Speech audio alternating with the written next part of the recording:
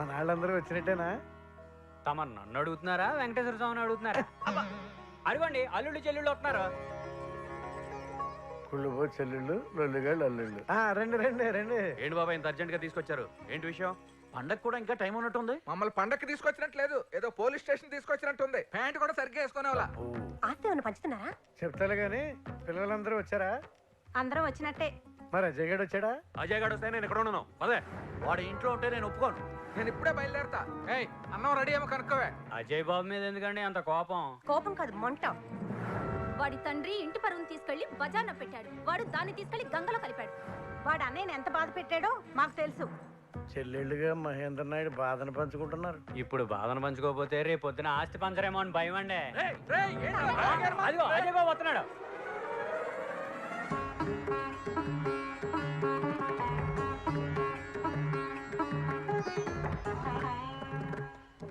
తాతయ్యలు, అత్తయ్యలు, మామయ్యలు అందరూ బాగున్నారా? ఎవడా నీకు మావయ్య? నన్ను మావయ్య అంటే నేను ఒప్పుకోను. నేను చంపేస్తా. ఏమండి, అన్నయ్య వస్తున్నారు. పెదనాయన, చిన్నాయన బాగున్నారా? మిమ్మల్ని ఇక్కడికి పిలిపించింది పండగకో ఫంక్షన్ కాదు. బయట అంత టెన్షన్గా ఉంది.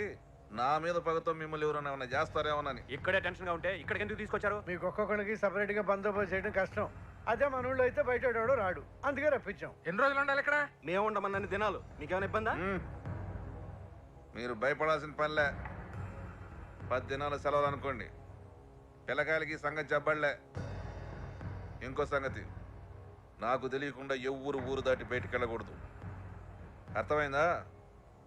వెళ్ళి భోంచేయండి. చౌగౌరు చెప్పి భోజనం చేయమంటున్నాడా? ఎన్ని చేసుకోవటం వల్ల హింస అంతాను. నాది సేమ్ ఫీలింగ్. మామా, కొత్తూరి ఊళ్ళోకి పోయేద్దాంపా.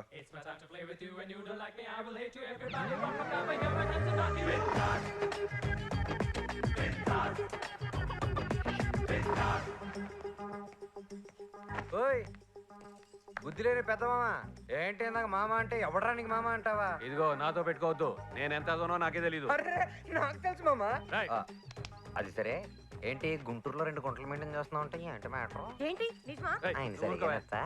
నువ్వేంటి ఆడెవడకో మాకు తెలియకుండా 10 రూపాయలు వడ్డీకి డబ్బు ఇచ్చావంట. ఆడెగ్గుట్టిన వాడిని తేలిగుట్టిన దొంగలాగా సైలెంట్ గా సైడ్ అయిపోయి ఉంటా. ఏమే నిజమేనా?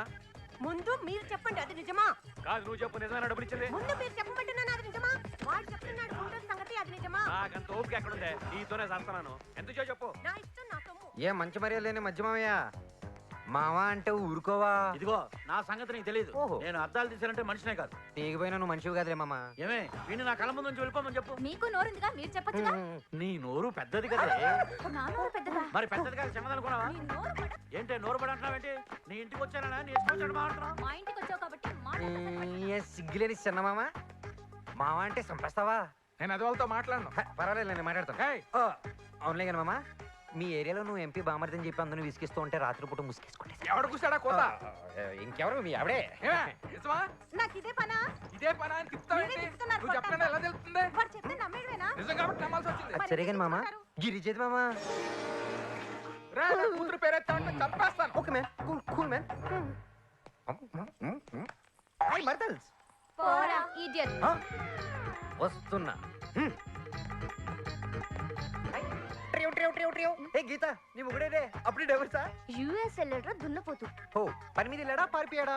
నోరు తెరిస్తే ఓ, అది సరే కానీ పెళ్లికి ముందు మన ఎపిసోడ్స్ ఏమైనా గుర్తుకొస్తున్నాయా? How wow, super dress. నా దగ్గర కూడా ఇలాంటి డ్రెస్సే ఉంది.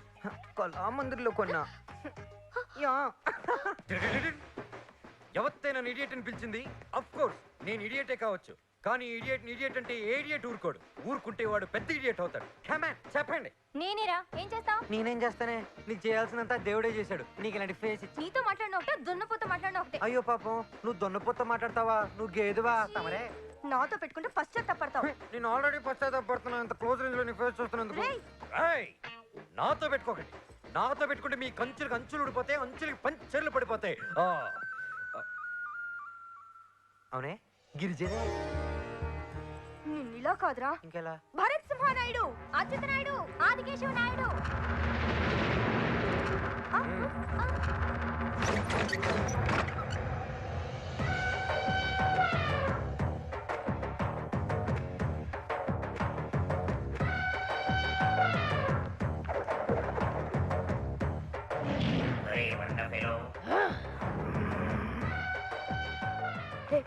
నీకెంత ధైర్యం రా?